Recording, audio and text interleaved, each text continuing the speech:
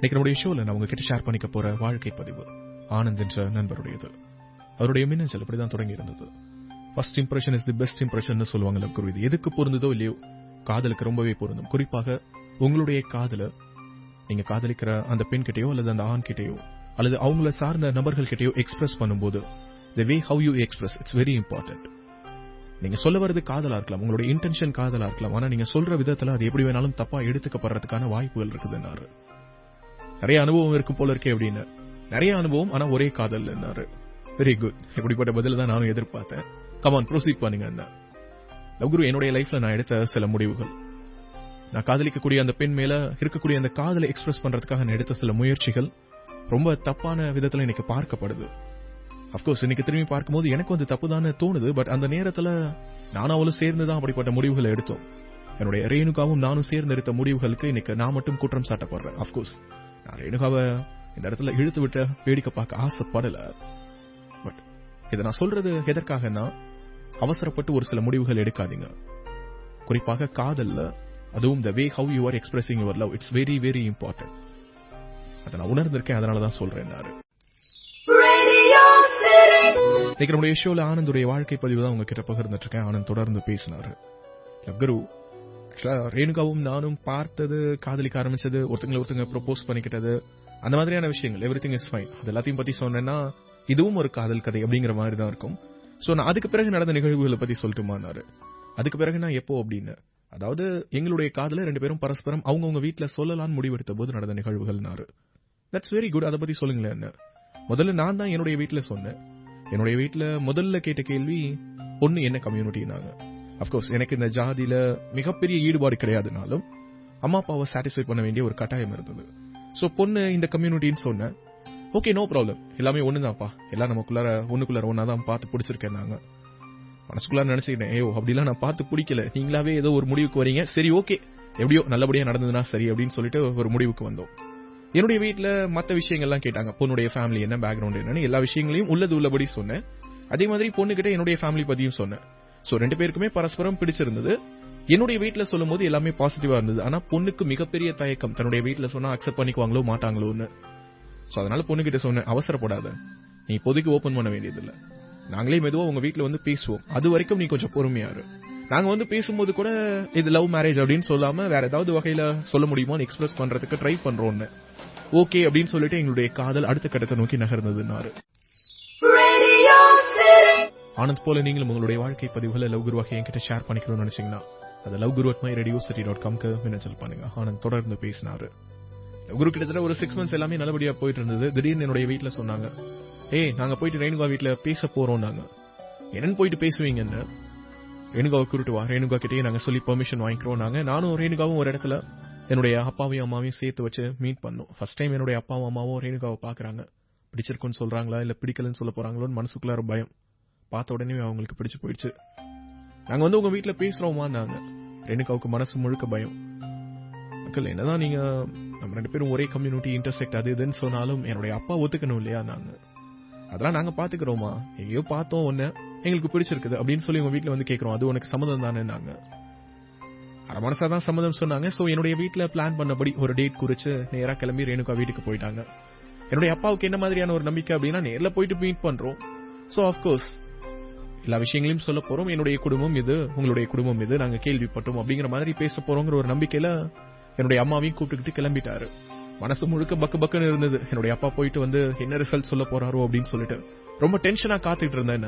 ஆனந்த் ஆனந்துடைய அம்மாவும் அப்பாவும் ரேணுகாவுடைய பேரண்ட்ஸை மீட் பண்றதுக்காக போயிருக்காங்க. எந்த விதமான அறிமுகமும் இல்ல, ஏதோ ஒரு தைரியத்துல போயிருக்காங்க.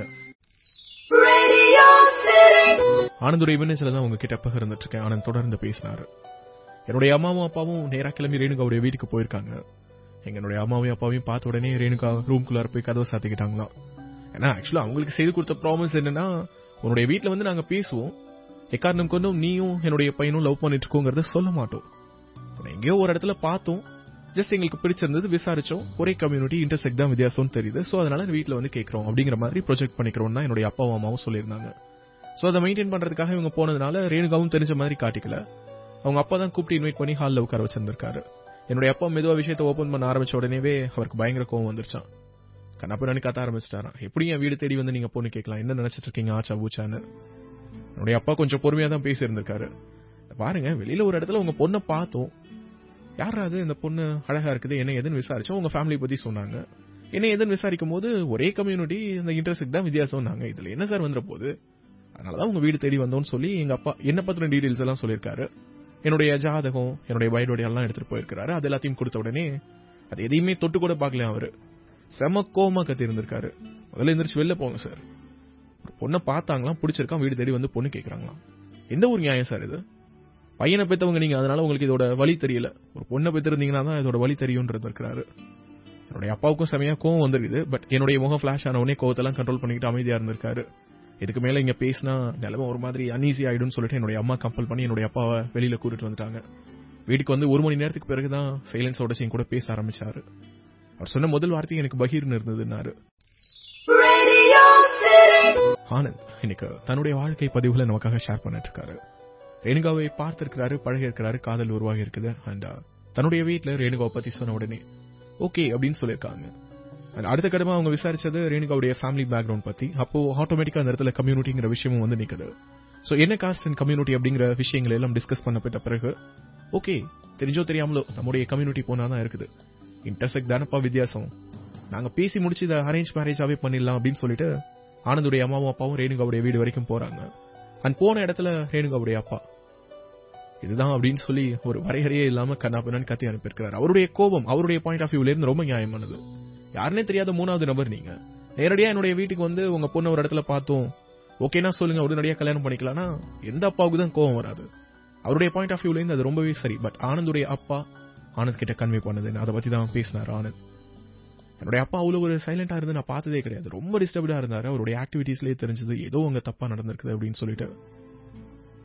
ஆனந்த் நல்லா முடிவு எடுத்துக்கோ, இந்த பொண்ணு தான் வேணும் அப்படின்னா உனக்கு அப்பா கிடையாது. ஏன்னா அவன் பேசின வார்த்தை எல்லாம் சரி வேணாம், அவன் நான் சொல்ல வேண்டிய அவசியம் இல்ல. அந்த மிஸ்டர் பேசின வார்த்தைகள் எல்லாம் என்னுடைய காதுகளுக்குள்ளார கேட்டுக்கிட்டே இருக்குது. அப்கோர்ஸ் நான் போயிட்டு என்ன கேட்டேன், உங்க பொண்ணை பார்த்தோம் பிடிச்சிருக்குதுன்னு சொன்னேன், அதுக்கு எதுக்கிட்ட காய்ச்சி மூச்சுன்னு கத்தணும், கழுத்தை பிடிச்சி வெளியில தான் தள்ள, இப்படிப்பட்டவரோட பொண்ணை தான் நீ கல்யாணம் பண்ணிக்கிறோம் அப்படின்னா அதுக்கு நான் சம்மதிக்க முடியாது. இல்ல என்னுடைய சந்தோஷம் தான் முக்கியம்ப்பா, உங்களுடைய கௌரவம் என்ன ஆனா என்ன அப்படின்னு நினைக்கிறியா, தாராளமா கல்யாணம் பண்ணிக்கோப்பா. பட் அப்பாங்கிற ஒரு உறவு இருக்குதுங்கிறத மறந்துரு. இது ஈகோ காரணமா நான் எடுத்த முடிவு கிடையாது. பட் ஒருத்தங்களை எப்படி பேசிக்கா ட்ரீட் பண்ணணும், அந்த ஒரு பேசிக் கர்டசி கூட இல்லாம நடந்துக்கிற இப்படிப்பட்ட ஒரு மனுஷனுடைய பொண்ணு எப்படி இருப்பாங்கன்னு சொல்லிட்டு எனக்கு பயமா இருக்குது. இப்படிப்பட்ட பொண்ணு நம்முடைய ஃபேமிலிக்கு ஒத்து வருமாங்கிற எனக்கு சந்தேகம் இருக்குதுப்பா, அதனாலதான்ப்பா நான் வேணான்னு சொல்றேன்னாரு. என்னால அந்த இடத்துல எங்க அப்பாவை கன்வின்ஸ் கூட பண்ண முடியல. லவ்குரு ஒரு மாதிரி திக்கி திணறி போய் நின்னாரு. ஆனந்த் தொடர்ந்து பேசினாரு. லவ்குரு ஆக்சுவலா என்னுடைய அப்பா அந்த அளவுக்கு ஸ்டப்பான வார்த்தைகளை உதிர்ப்பாரு அப்படின்னு சொல்லிட்டு நான் எதிர்பார்க்கல. ரேணுகாவை விட்டு பேச சொன்ன அப்பா கிட்ட சாரி கேட்க சொன்னேன். பட் ரேணுகா கிட்ட கூட பேசுறதுக்கு அவர் தயாரா இல்ல. ஒரே நாள்ல அந்த அளவுக்கு மாறுவாராங்கிற மாதிரி எனக்கே ரொம்ப தயக்கமா இருந்தது. அம்மா கிட்ட எவ்வளவு பேசி பார்த்தேன், விடுதா பாத்துக்கலாம் அப்படின்னாங்க. அப்படியே ஒரு 3 to 4 months உருண்டு ஓடிடுச்சு லவ்குரு. சோ அதுக்கு பிறகு திடீர்னு பாத்தீங்கன்னா ரேணுகாவுடைய வீட்டுல ரேணுகாவுக்கு அலையன்ஸ் பார்க்க ஆரம்பிச்சாங்க. என்ன பண்றதுன்னு தெரியல. வீட்டுல அப்பா கிட்ட மட்டும் தான் போய் கேட்க முடியும். அப்பா கிட்ட போய் கேட்டா கண்டிப்பா ஒத்துக்க மாட்டாரு, மறுபடியும் போய் பேசுறதுக்கு சம்மதிக்கவே மாட்டாரு. நானே கிளம்புறங்கிறதுன்னு முடிவு பண்ணேன். நானே அடுத்த ஸ்டெப்பை எடுத்து வச்சேன். அதுக்கு ரேணுகா கிட்டையும் பெர்மிஷன் கேட்டேன். அவங்களும் ஓகே சொன்னாங்க. நான் ஒரு லெட்டர் எழுதினேன் ரேணுகாவுடைய அப்பாவுக்குன்னாரு ஆனந்த். ஆனந்த் போல நீங்களும் உங்களுடைய வாழ்க்கை பதிவுகளை லவ் குரு ஆகி என்கிட்ட ஷேர் பண்ணிக்கணும்னு நினைச்சீங்கன்னா அதை loveguru@myradiocity.com செல் பாருங்க. ஆனந்த் தொடர்ந்து பேசினாரு. லவ் குரு கிட்டத்தட்ட ஒரு 28 பேஜுக்கு லெட்டர் எழுதுனா பாத்துக்கோங்களேன். அதை ரேணுகா கிட்ட படிச்சு காட்டினேன். நிறைய விஷயங்களை எடிட் பண்ண சொன்னாங்க, டிலீட் பண்ண சொன்னாங்க. எல்லா விதமான ஃபைனல் கரெக்ஷன்ஸ் எல்லாம் முடிஞ்சு கிட்டத்தட்ட 21 பேஜஸ் அந்த லெட்டர் வந்து நினைச்சு அப்படியே பிரிண்ட் அவுட் எடுத்தேன். கையெழுத்து கூட போடாம மறதியா அனுப்பிட்டேன். லெட்டர் அவருடைய கைக்கு போய் சேர்ந்த பிறகுதான் தெரிய வந்திருக்குது என்னுடைய அம்மாவும் அப்பாவும் சும்மா வந்து பொண்ணு கேட்கல, நானும் ரேணுகாவும் லவ் பண்ணிட்டு இருக்கோம் அப்படிங்கிறது. ரேணுகா கிட்ட பயங்கரமா கோவப்பட்டிருக்காரு. உனக்கும் இதுல முழு பங்கு இருக்குதான்னு சொல்லி கேட்டு இருந்திருக்காரு. அவ வழக்கம் போல இல்ல அவங்க அம்மா அப்பா வந்ததெல்லாம் எனக்கு தெரியாது, அதே மாதிரி இந்த லெட்டர் மூவும் எனக்கு தெரியாது, பட் அப்கோர்ஸ் அந்த பையனை நான் லவ் பண்றேன்னு சொல்லியிருக்கா. செம கோவம் அவருக்கு. கண்ணா பின்னான்னு கத்திருக்கிறாரு. ஆக்சுவலா அந்த லெட்டரை ரேணுகாவும் நானும் சேர்ந்து எழுதினதுனால அவங்க ஃபேமிலி பத்தின பல விஷயங்களை அவ அதுல நரேட் பண்ணியிருந்தா. அதுல அவங்க அப்பா பத்தின பல விஷயங்களும் அடக்கம், ரேணுகாவை பத்தின விஷயங்களும் அடக்கம். சோ அது எல்லாத்தையும் படிச்சு பார்த்துட்டு கோவப்பட்டிருக்கிறாரு. என்கிட்டயே வந்து உங்க பொண்ணை பத்தி உங்களை விட எனக்கு தான் அதிகமா தெரியுங்கிற மாதிரி பேசுறான். என்ன ஆட்டிடியூடா இருக்கு அவன் கிட்ட? அதுவே இதுவேன்றது இருக்கிறாரு.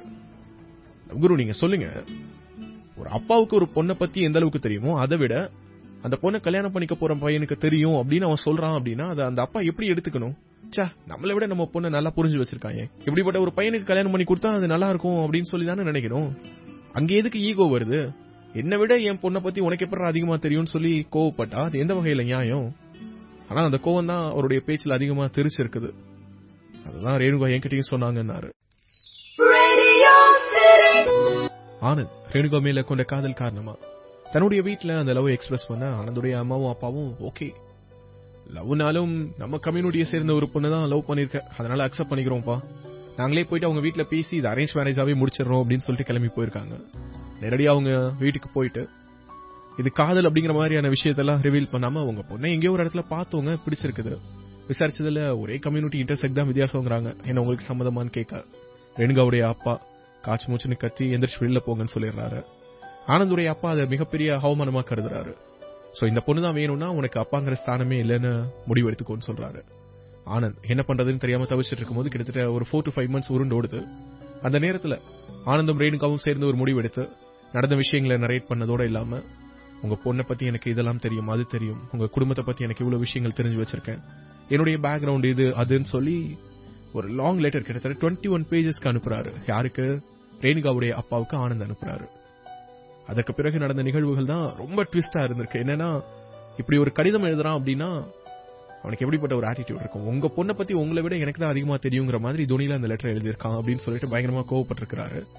அண்ட் என்ன வேலைக்கு ஆள் எடுக்கிறாங்க, லெட்டர்லாம் எழுதியிருக்கான் அப்படிங்கிற மாதிரியும் கோவம் இருந்திருக்குது. சோ அதுக்கு பிறகு நடந்த நிகழ்வுகள் என்ன, அதை பத்தி தான் ஆனந்த் பேசினாரு. லவ் குரு, இந்த மூவை என்னால ஜஸ்டிஃபை பண்ணவே முடியல. ஆக்சுவலா இப்ப நான் சொல்ற இந்த 2 இன்சிடென்ட்டும் நடந்து 2.5 years ஆகுது.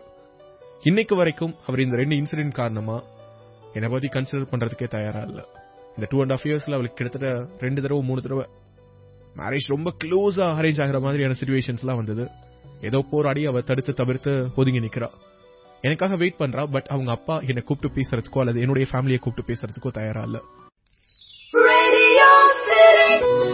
ஆனந்த், நீங்க சொன்ன இந்த 2 இன்சிடென்ட்டுமே ரொம்ப சாதாரண இன்சிடென்ட்னு சொல்ல முடியாது, அதே நேரத்துல மிகப்பெரிய இன்சிடென்ட். அதாவது ஜென்ம பகை தீரவே தீராது அப்படின்னு சொல்ல முடியாது. முதல் விஷயம், உங்களுடைய வீட்ல இருந்து போய் கேட்டது உங்களுடைய அப்பா அம்மாவுடைய பாயிண்ட் ஆஃப் வியூல சரியா இருக்கலாம். ஆனா ஒரு பெண்ணை பெற்றவர் என்ற முறையில அவருக்கு அது ரொம்ப தவறான ஒரு மூவா தான் தெரிஞ்சிருக்கும். ஏன்னா யாருனே தெரியாத ஒரு நபர் வீட்டுக்குள்ள நுழையிறாங்க, இன்ட்ரோடியூஸ் ஆன 4வது நிமிஷம் உங்க பொண்ணை தரீங்களா அப்படின்னு சொல்லி கேட்டா கண்டிப்பா கோவம் வரும். வேறு வகையில அப்ரோச் பண்ணியிருந்திருக்கலாம். ஃபார் எக்ஸாம்பிள், அவருக்கு தெரிஞ்ச நண்பர்கள் அல்லது உங்க ஃபேமிலிக்கும் அவங்க ஃபேமிலிக்கும் பொதுவான நபர்கள் யாராவது இருக்காங்களான்னு தெரிஞ்சு அவங்க மூலமா மூவ் பண்ணிருக்கலாம். But at the same time அந்த நேரத்தில் கூட அவர்கிட்ட இருந்து வேற மாதிரி பதில் வந்திருக்கலாம். வெளியில எல்லாம் சொல்லிட்டாங்க, எதுவாக இருந்தாலும் எங்க கிட்ட வந்து பேசிருக்கணும், எப்படி எங்க சொந்த பந்தங்களுக்கு எல்லாம் போய் சொல்ல போச்சுன்னு கோவப்பட்டிருக்கலாம். சோ வேண்டான்னு சொன்னா அதுக்கு 1000 காரணங்கள் சொல்ல முடியும் இல்லையா? வேணும்னு சொல்றதுக்கு தான் இங்க காரணங்கள் சொல்றது ரொம்ப ரொம்ப கஷ்டம். சோ வேண்டாம் அப்படிங்கிறதுக்கு அந்த வேண்டாங்கிற ஒரு காரணமே போதும். சோ அந்த இடத்துல உங்க சைட்ல இருந்து பார்த்தா நீங்க செய்த மூவ் சரின்னு பட்டாலும் அவருடைய பாயிண்ட் ஆஃப் வியூல இருந்து பார்த்தா தப்பு தான். அண்ட் ஓவரால் பாயிண்ட் ஆஃப் வியூலயும் அது கொஞ்சம் தப்பா தான் தெரியுது. பட் ரெண்டாவதா நீங்க எடுத்த முடிவு கொஞ்சம் மெச்சூரிட்டி இல்லாத சொல்லுவாங்க, இந்த அமெச்சூர்த்தனமான முடிவு தான் கடிதம் எழுதுறது அப்படிங்கிறது. பட் அப்கோர்ஸ் நேரடியா நீங்க போயிருந்தீங்கன்னா அவரை பார்த்து பேசியிருக்க முடியாது, நீங்க பேசினாலும் அவர் கேட்டிருப்பாராங்கிறது தெரியல. சோ எல்லாத்தையுமே அந்த லெட்டர்ல கூட்டிட்டீங்க. அது 2 பேருமே சேர்ந்து எடுத்த முடிவு அப்படிங்கிறதுனால இந்த நிமிஷம் வரைக்கும் அந்த லெட்டருக்கும் தனக்கும் எதுவும் தெரியாதுன்னு சொல்லிட்டு இருக்க ரேணுகாவை முதல்ல அவங்க வீட்டுல அந்த லெட்டருக்கும் அவங்களுக்கும் இருக்கக்கூடிய தொடர்பை பத்தி சொல்ல சொல்லுங்க. உங்களை எந்த அளவுக்கு அவங்க காதலிக்கிறாங்க அப்படிங்கறத பத்தி சொல்ல சொல்லுங்க. அட்லீஸ்ட் அவங்க அப்பாவுடைய மனசுல உங்களை பத்தின அந்த ஆட்டிடியூட் சார்ந்த அந்த ஒரு ஒப்பீடு, அந்த ஒரு உருவம் இருக்கு இல்லையா, அது கொஞ்சம் மாறுறதுக்கான வாய்ப்பு இருக்கும். அண்ட் தென் உங்க அப்பா கிட்ட பேசுங்க, கொஞ்சம் பொறுமையா எடுத்து சொல்லுங்க. உங்க அப்பாவை கன்வின்ஸ் பண்ணி 2 பேரையும் மீட் பண்ண வைங்க. அடுத்த தடவை அவங்க 2 பேரும் மீட் பண்ணும்போது உங்க 2 பேருக்கும் இடையில நடந்த விஷயங்களை நீங்களும் ரேணுகாவும் உடைச்சு பேசுறதுக்கு தயாரா இருக்கணும். இதுக்கு மேலேயும் இதுல மறைக்கிறதுக்கோ அல்லது பூசி மெழுகிறதுக்கோ வேற எதுவும் இல்லைன்னு எனக்கு தோணுது. சோ இந்த ஒரு ஸ்டெப் நடந்ததுனால இதுல அடுத்து நிகழக்கூடிய விஷயங்கள் எல்லாமே பாசிட்டிவா இருக்கும்னு எனக்கு தோணுது. மற்றதெல்லாம் உங்களுடைய கைகளையும் ரேணுகாவுடைய கைகளையும் தான் இருக்கு. Stay tune. நான் உங்க ரேடியோ சிட்டி லவ் குரு.